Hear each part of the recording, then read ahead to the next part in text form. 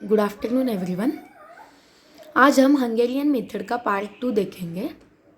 इस क्वेश्चन में डेपोज दिए हैं 4 और एरिया दिया है 5। हंगेरियन मेथड में सबसे पहला हमारा फॉर्मूला था कि number of rose and number of column equals होने चाहिए। यहाँ पे डेपोज है 4 और एरिया है 5। ये इक्वल नहीं है। हम क्या करेंगे, अब सबसे पहले डेपोज और जो हमको एरिया दिए है 5 उसको इक्वल करेंगे। यहाँ पे हम डेपोज 4 है जिस पे 5 भी ऐड करेंगे, तब हमें नंबर ऑफ रोज और number of columns equals to हो गए तो हमारा प्रॉब्लम बैलेंस्ड हो जाएगा। अगर हमारा प्रॉब्लम बैलेंस्ड होगा तभी हम क्या कर सकते हैं, नेक्स्ट स्टेप फॉलो कर सकते हैं। क्वेश्चन अनबैलेंस्ड है तो उसको बैलेंस करने के लिए हम क्या करेंगे, डमी रो ऐड करेंगे। मतलब क्या करेंगे, एज इट इज हम क्या लिखेंगे, ऊपर जो क्वेश्चन में हमें प्रॉब्लम दिया था वो एज इट इज कॉपी करेंगे।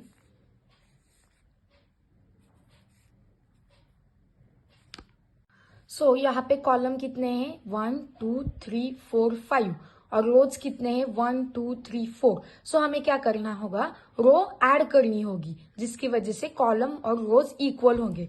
तो हम क्या करेंगे, रोज ऐड करेंगे, 5 नंबर देंगे। अब यहाँ पे जो नंबर से उसमें सब पे हम क्या लिखेंगे, 0 ऐड करेंगे।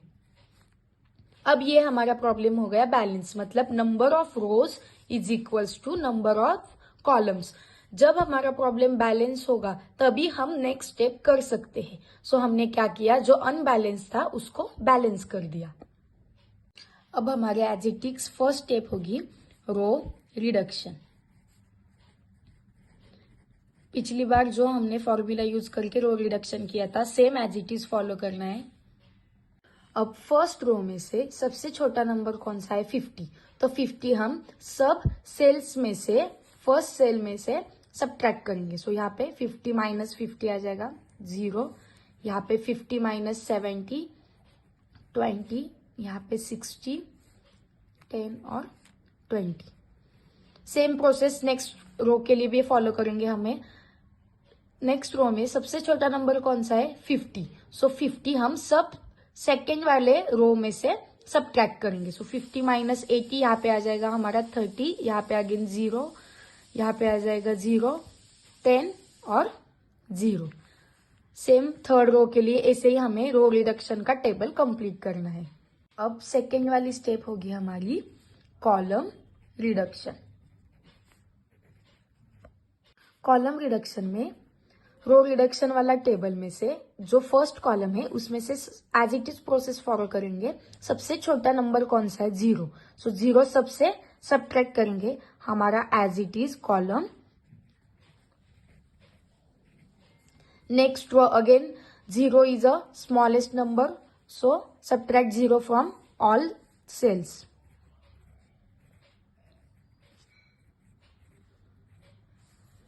अगेन सी वाले कॉलम में भी 0 हमारा छोटा नंबर है। अब हमारी थर्ड स्टेप होगी असाइनमेंट। असाइनमेंट सॉल्व करने के लिए हमें क्या करना है, जो कॉलम रिडक्शन का टेबल था वो एज इट इज कॉपी करना है। असाइनमेंट के लिए सबसे हम पहले फर्स्ट रो चेक करेंगे। फर्स्ट रो में कितने 0 है, सिर्फ 1। तो ये 1 0 हम क्या करेंगे, असाइन करेंगे ये वाले 1 के लिए। अब हम क्या करेंगे, इसको कट कर देंगे। अब नेक्स्ट रो में कितने 0 है, 3 0 है। हम क्या करेंगे, फर्स्ट वाले 0 को प्रायोरिटी देंगे और हम क्या करेंगे, ये वाला 0 डेप्थ 2 के लिए असाइन करेंगे। अब थर्ड के लिए हमें यहाँ पे ये वाले 0 है, हम ये असाइन करेंगे और ऊपर से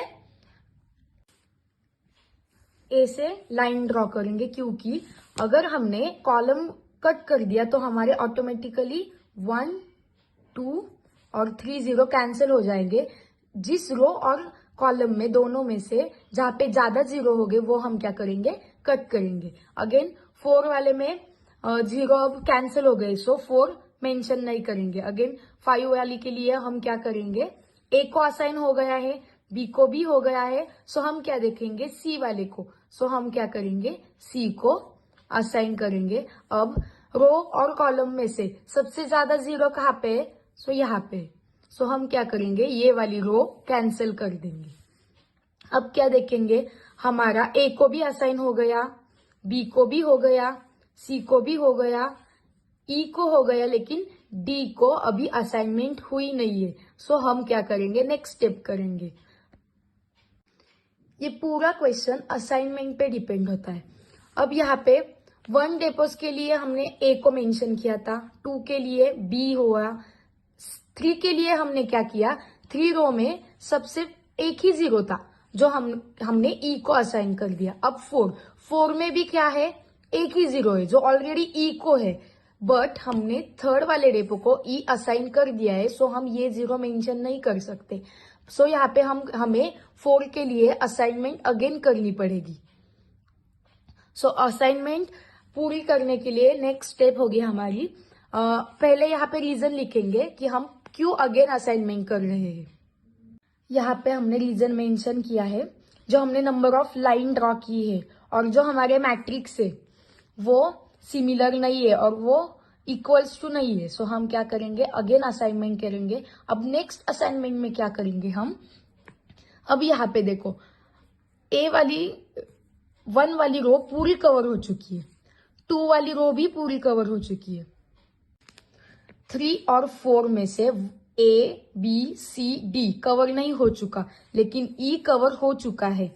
और 4 वाले में से भी ए बी सी और डी कवर नहीं हुआ, ई हो चुका है और 5 वाली रो भी कवर हो चुकी है। अब हम क्या करेंगे, ये जो अनकवर है 3 और 4, 1 2 3 4 5 6 7 8, इन 8 में से सबसे छोटा नंबर कौन सा है, 20।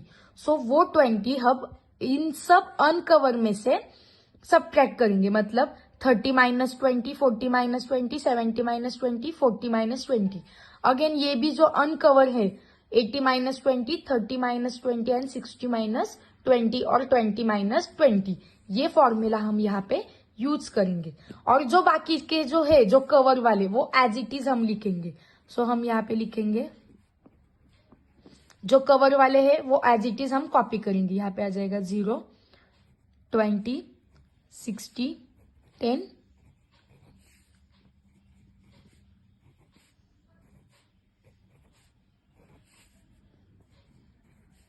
अब यहाँ पे हम सॉल्व करेंगे। 20 - 30 आ जाएगा यहाँ पे 10, जो अनकवर था, अगेन ये वाला। अब 40 - 20 20, 70 - 20 50, 40 - 20 20, अगेन 0 एज इट इज आ जाएगा क्योंकि ये कवर है।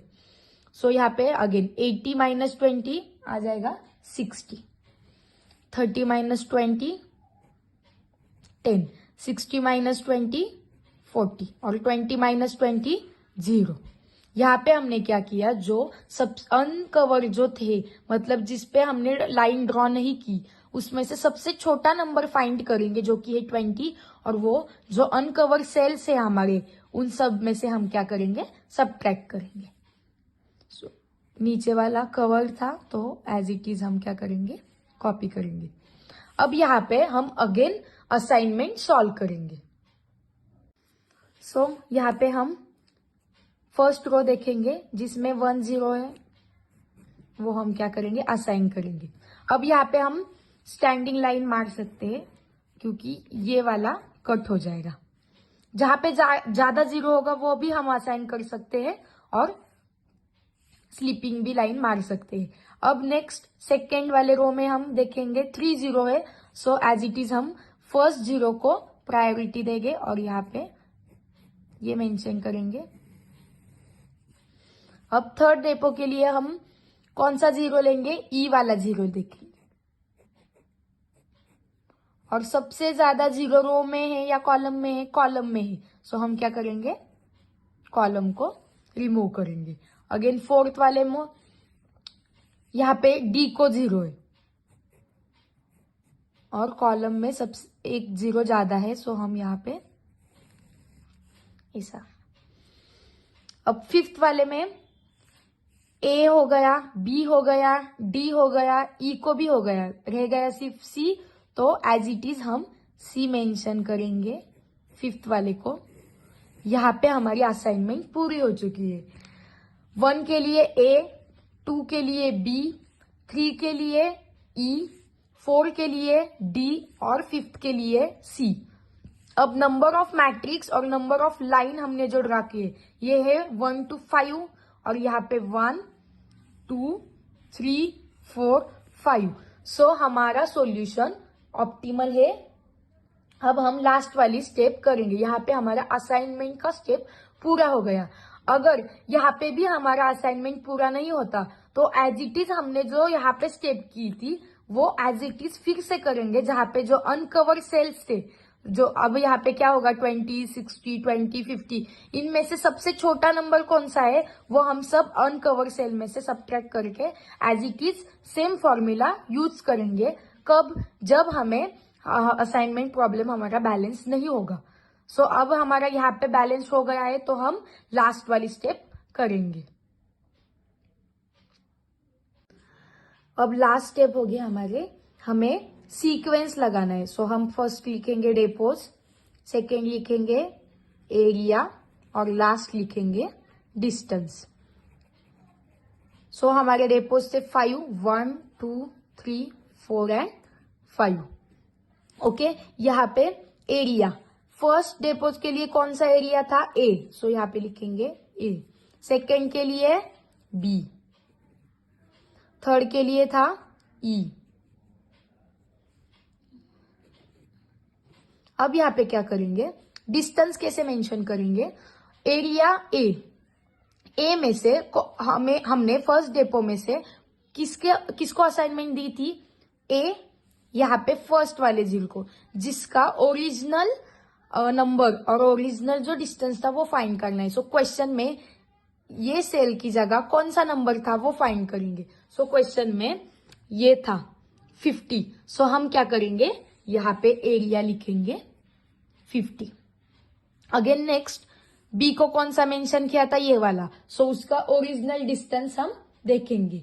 सो क्वेश्चन में यहाँ पे बी में से ये सेल था। सो यहाँ पे हम 50 मेंशन करेंगे डिस्टेंस। एज इट इज हम सबका लिखेंगे।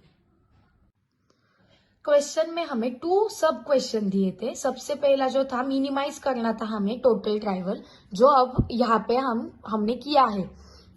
और नेक्स्ट था which area will be not receive the car. So जहाँ पे जिस डेपो को और जिस एरिया को 0 मेंशन हुआ है वो एरिया कार रिसीव नहीं कर सकती। सो हमारे दोनों भी क्वेश्चन के आंसर सॉल्व हो चुके। सो अब हम यहाँ पे दूसरा जो क्वेश्चन था उसका आंसर लिखेंगे।